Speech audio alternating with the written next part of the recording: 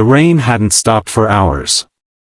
It fell in quiet sheets over the city, turning glass towers into blurred shadows and neon lights into trembling reflections. Inside one of those towers, on the top floor, lived a woman the world once feared, and now quietly pitied. Her name was Alara Vance. At just 38, she was one of the youngest and most powerful CEOs in the country. Cold, brilliant, untouchable. That's how people described her. But none of that mattered anymore. For 20 years, she hadn't moved. Her body lay still on a custom-built medical bed, surrounded by machines that hummed softly like whispers of a life that refused to fully leave. Her eyes were open, always aware, always watching, but her body, trapped. Doctors had come from everywhere. Specialists, surgeons, neurologists, each one promising hope, each one leaving with silence. Permanent paralysis, they all said in the end. And so, the world moved on without her. But she didn't. She watched. She listened. And she remembered everything.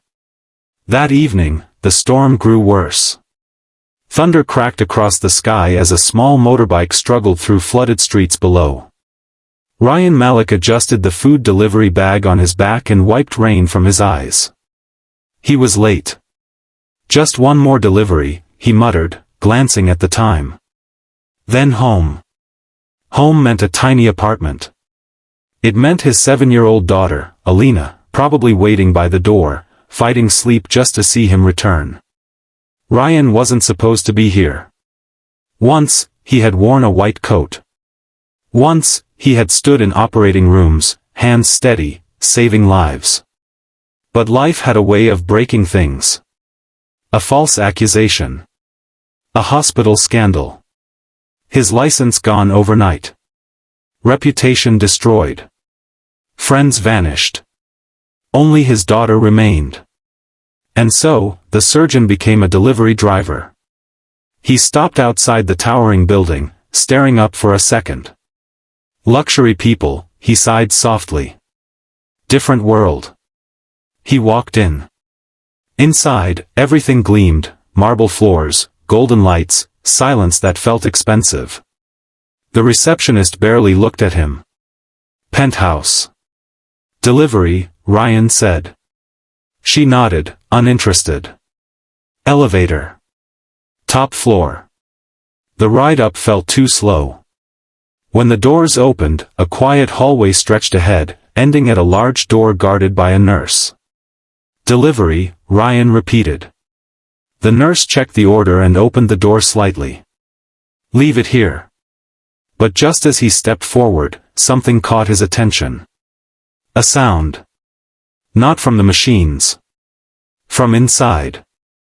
A faint, irregular rhythm. Ryan frowned. I should go, he told himself. But his feet didn't move. Years of training don't disappear. They sleep. And sometimes, they wake up without permission. Wait, he said quietly.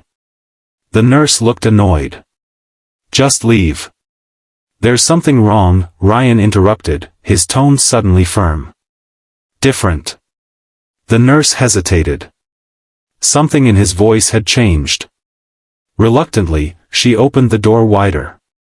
Ryan stepped inside. And there she was. Alara Vance. Still. Silent. Yet somehow, powerful even in that state. Machines surrounded her. Heart monitor.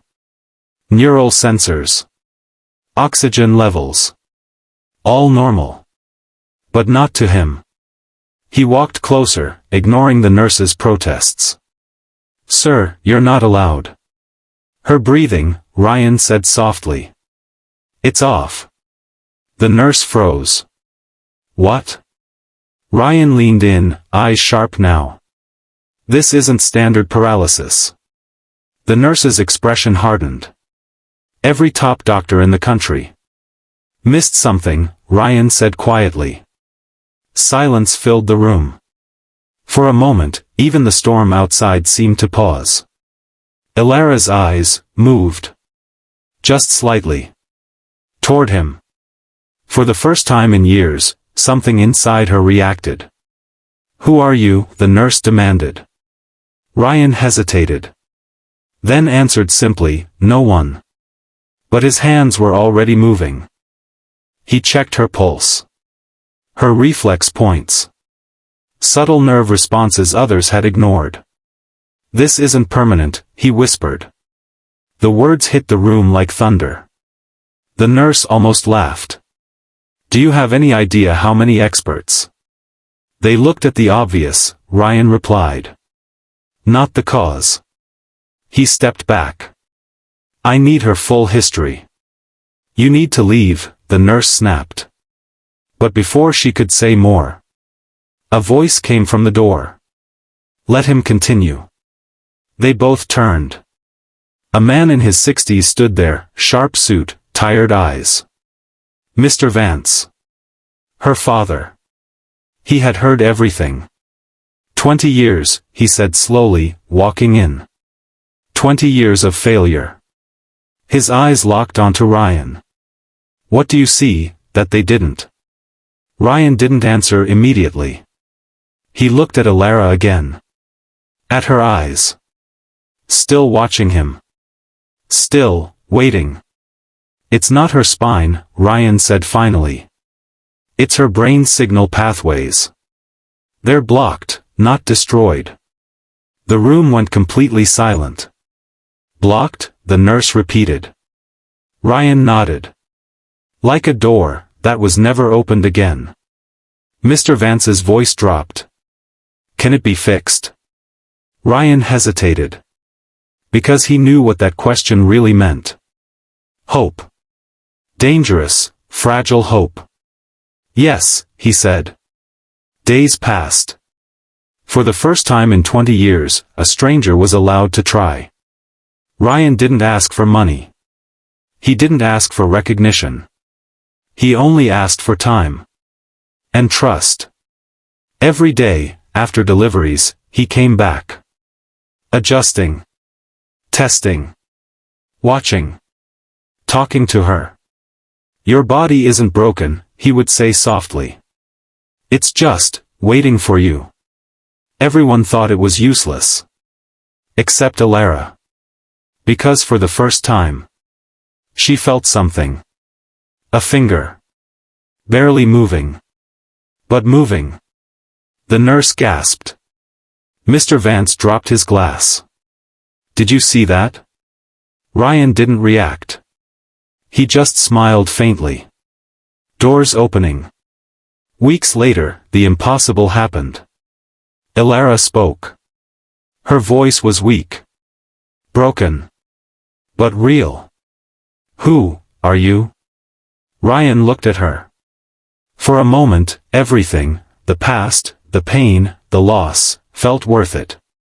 "Just a delivery driver," he said. But the truth? He was the man who saw what others ignored. The man who refused to believe impossible. The man who had lost everything, and still chose to heal. Months later, Alara walked again. Slowly. Carefully. But on her own. The world was shocked. Media called it a miracle. Doctors called it unexplained. But she knew the truth. One evening, she found Ryan outside, about to leave on his bike. "You're going?" she asked. He nodded. "Work doesn't stop." She stepped closer. "You gave me my life back." Ryan smiled softly. "You already had it. You just needed someone to remind you." She looked at him for a long moment. "And you? Who reminds you?" Ryan didn't answer. Because some wounds stay quiet. As he rode away, the rain began again. But this time, it didn't feel cold. Because somewhere in the city, a woman who hadn't walked for 20 years was finally free. And a man who had lost everything had quietly changed the world. Without anyone noticing.